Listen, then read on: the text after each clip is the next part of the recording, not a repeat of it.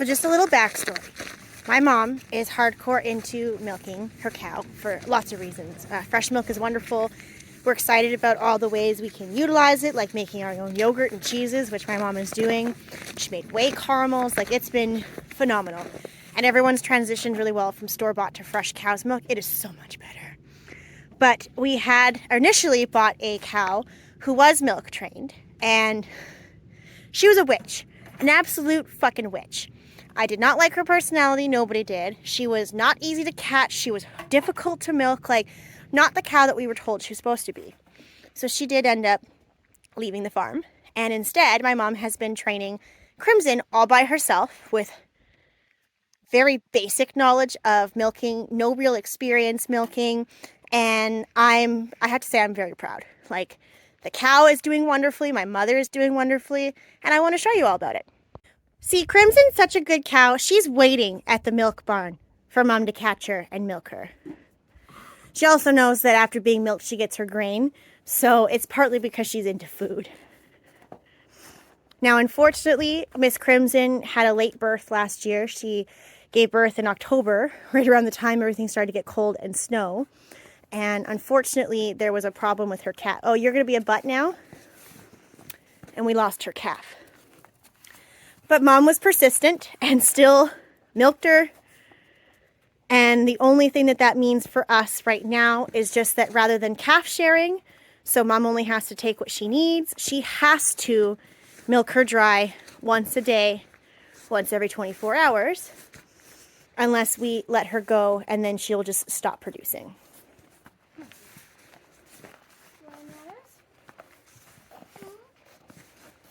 Hi, Miss Pregnant Layla.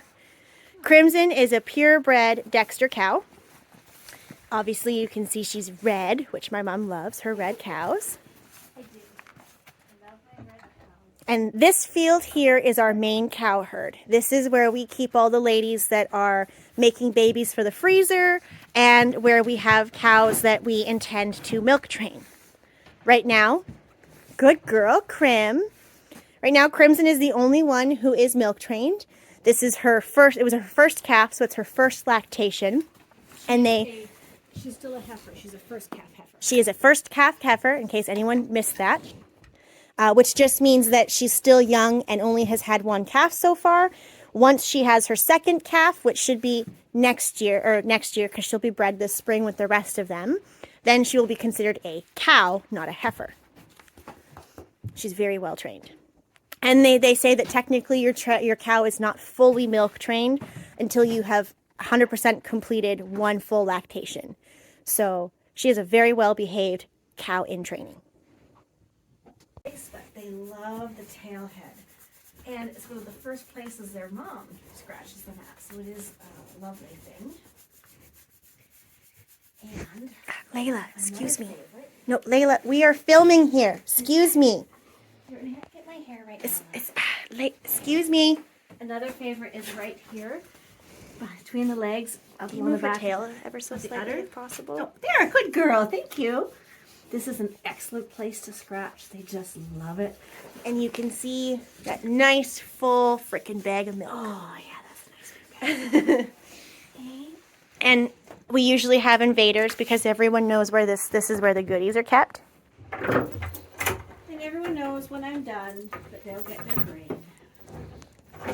Oh, good So. girl. One more step. What Mom's doing right now is just making sure that Crimson stays nice and tight to this board here. Good stretch. Oh, good stretch. That way it's easier for Mom to reach everything, to milk her, because we're both tiny little ladies with short-ass arms. And when I looked up the dimensions required for the stanchion, I thought afterwards maybe we should make it a little bit smaller because they are smaller cows, and it's too big and wide for this tiny little cow. But Maisie, who I'll bring in later, she fits in here quite nicely, so it's a good thing we made it this big. But when I was training her, and I needed her over this way more because this bar is in my way, my husband put this lovely gate, whatever you want to call it, here, so I can bring her over here, and she has to stand next to So this now for she's me. nice and tight where she needs to be. It is my intention to not need a stanchion, but I'm new, she was new. It's a good way to start milk training them because it shows them where they need to stand and how they need to stand. And then once they are a well-trained milk cow, the hope is that we can just come out and potentially milk you on the spot and then be done. And it should be easier in the future as well because other cows won't need to be fully milked out the way Crimson does because they will have calves that we are sharing with. She does get a little antsy near the end. It would be nice if I could just leave some for the calf and let her go. But excuse me. Everyone has their own way. It's still hot, baby. I just use hot water. And there's just hot water and a rag in there. Well, it's a Norwex cloth. Sorry, Norwex cloth. I love Norwex to begin with. I like no chemicals. I don't like a lot of heavy medicines and things like that. So I like Norwex. It has... Easy, Layla. Sorry, Lay. It has their bad luck stuff in this cloth. So it is basically sewn with silver. We use colloidal silver for a lot of things in the house. And if that can clear 99% of the bacteria in my house, I figure, why can't it clean 99% of the bacteria off my cow's udder before we milk? And why do you always clean her udder before you milk? Because you don't want your milk contaminated. You want it clean, so the cow has to be clean. And that includes, if it's raining, I have to dry her off, because if she drips from her body into my milk, that's disgusting, and nobody wants that. So, that's another reason why I like that we have a roof, but if it's raining, she's going to come in wet, and I have to dry her off. But I do have towels up here for that purpose. Are they Norwex towels too? No, not yet. But there probably will be. I love this part. I probably spend more time wiping her down than I really need to, but I love this part. And it is good to massage their bag a little bit before you start. Kind of helps with the letdown process. Dexters are known for really holding on to their cream for their calves. Now, as you said, my girl unfortunately does not have one. So she doesn't seem to know that, though. No, she doesn't. She doesn't hold back her cream, though. I do get it. It's mostly at the very end, though, is where the best of the cream is. So I make sure I get as much, that we drain her completely for the cream, as well as the fact that you need to get it all out. The more you take, the more she builds, just like any woman. And if I ask for more when it's empty, they tend to start making a little bit more as well, at least until they're maxed out. Now, what is that you're putting on your hands? This is just coconut oil. It's food grade, hard coconut oil you would use in the kitchen. I like just a little bit of slippage, and I find she likes it too, because when my hands get dry, I notice both of us are a little bit less pleased. You always put the first couple squirts into something not your milk bucket. Because they could be still contaminated, or... I got distracted. Because there could be bacteria in the teat itself, down in here. So you just want to make sure you get whatever milk is in there out, and then the rest of the stuff up here should be fresh and clean and ready to go. Wonderful. So that's the gross bucket. Here's our nice clean stainless steel bucket. And why do we use stainless steel, Mom? Because it's raw milk. Plastic eventually will get a crack in it. And if it cracks, it's harder to keep clean. You're more likely to get bacteria in it. And then you have bacteria in your milk just because you put it into the plastic. Back. Back. Just a bit, please. That's all I needed. Thank you.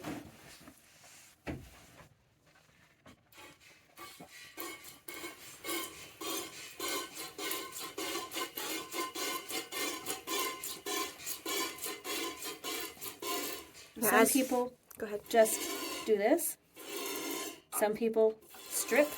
I kind of do a combination of both. I slide just a little bit, but I am also... You can see her fingers are coming down one at a time. It's just really fast. Because she's a pro. She's been doing this for, what, 6 months. 6 months now? 6 months with her. That's crazy. I'm not a pro. Well, I am far from perfect and still have a lot to learn. I'm not quite as fast yet as I'd like to be. It still takes me about 20 minutes, easy babe, to milk, depending on how cooperative Crimson is. And for the most part, she is fantastic and stands beautifully. She is a dream to milk. I don't have to pull hard. The milk practically just flows out. She is phenomenal. But she is a teenager, and we do still have a few testing moments. Can I get away with this? What about this? Can I do this? What if I do this, will it make you mad? Can I be done? So we are still working on a few things, but for the most part, she is almost completely trained, I would say. But I don't know.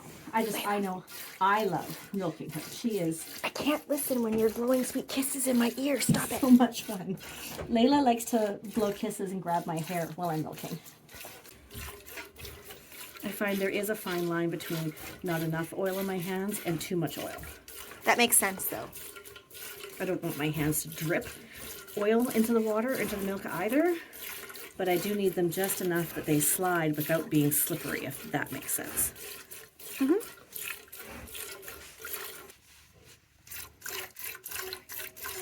And she's working on the back quadrant right now first.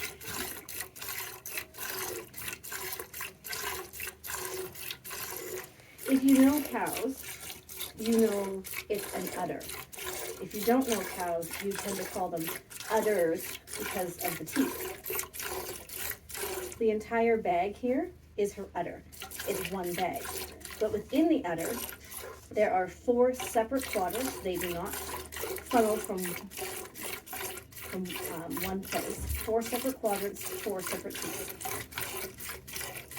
The back ones are usually the bigger and fuller ones. Easy button. That's perfect. Can you stand right there? You just stand there. I know it's weird having Katie sit over there. Sorry, honey.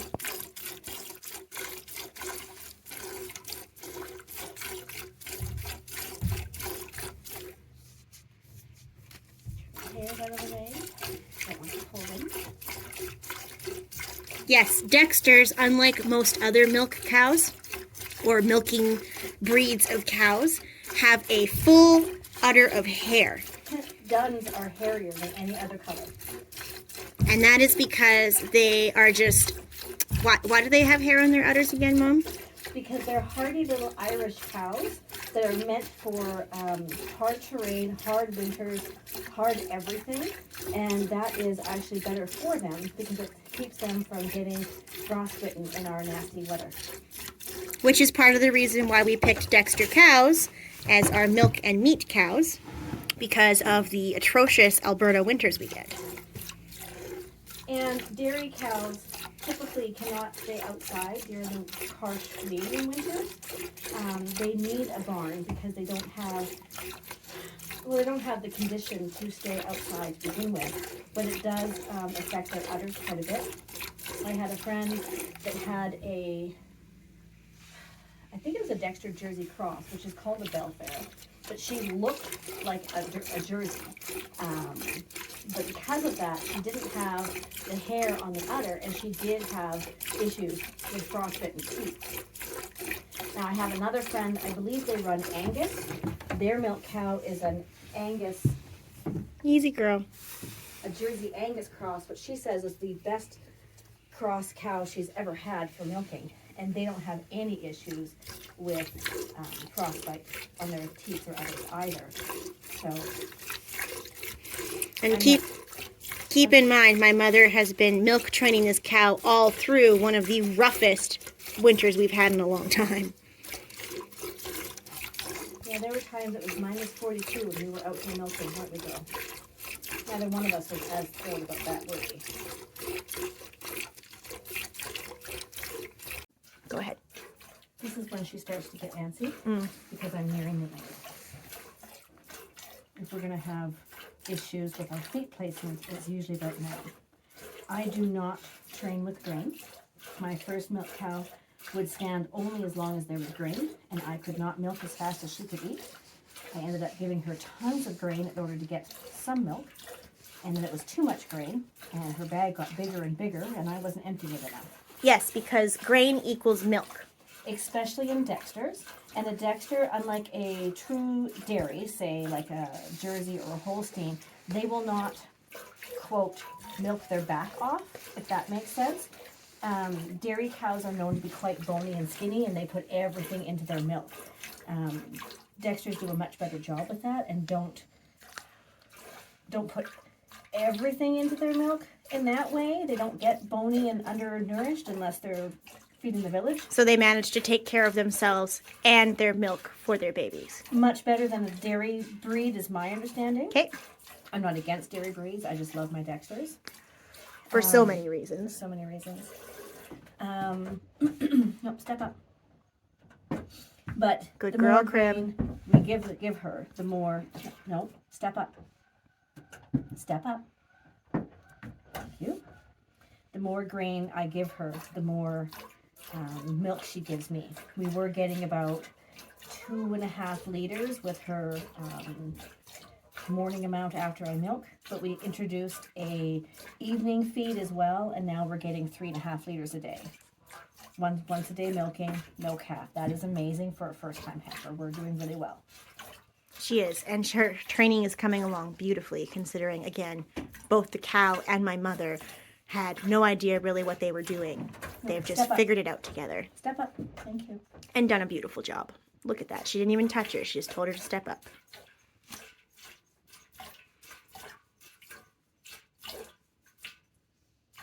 Now we're getting to the bottom words. Nope. And when you're near the end of the bag, what do you do to make sure she's drained? Like a calf's butt.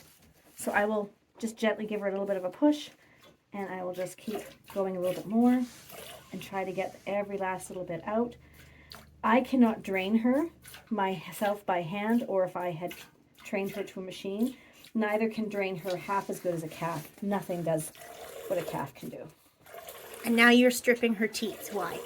I am trying to get the last bit out of them all. Easy, bud.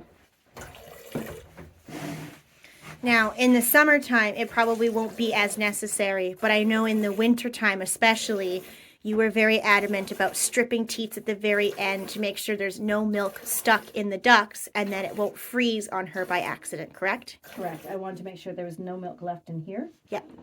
And then what I learned from a wonderful guru in Ontario is that Vaseline is the best thing to put on her teats in the wintertime to prevent frostbite. I did have a couple spots where I thought we were getting frostbite this year.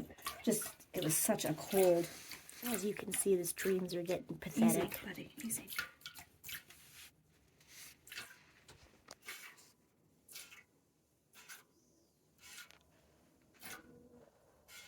And of course, now you can see how tiny and shriveled up her bag is compared to earlier. Sorry, Crim. I know, everything's so new today. She's doing really well with it, though. She is. She's doing a fantastic job. Miss Copper is also in the milk barn, just getting used to standing in a stanchion, eating in here. And again, for Mom to play with her, because the intention is to milk train Copper, and then my niece might take over.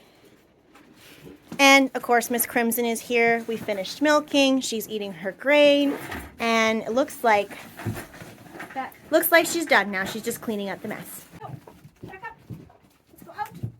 Out. Atta girl. Out. Good girl. What a good cow. There you go. Go ahead. So you want to strain your milk when you get it in the house, and it should be strained and in the fridge within 30 minutes of milking, especially if it's hot, but even without that, you want to get it in the fridge right away. We use a cheesecloth to strain it. You want to make sure that you get any bugs from the summer, bits of hair, if any skin falls, any little debris, you don't want it in your milk, so you strain that. We also have used a double filtered coffee strainer to strain in the past, but in the wintertime, it was coming in with ice crystals and the coffee filter wasn't working. This works fantastic. I see she's a little bit short on milk for me today. I thought it looked low in the bucket. We use glass because it's raw milk, and plastic does get scratches or cracks inside, which is a great place to harbor bacteria. Glass, there's no harboring of anything except the milk, and it's much better for you and your milk.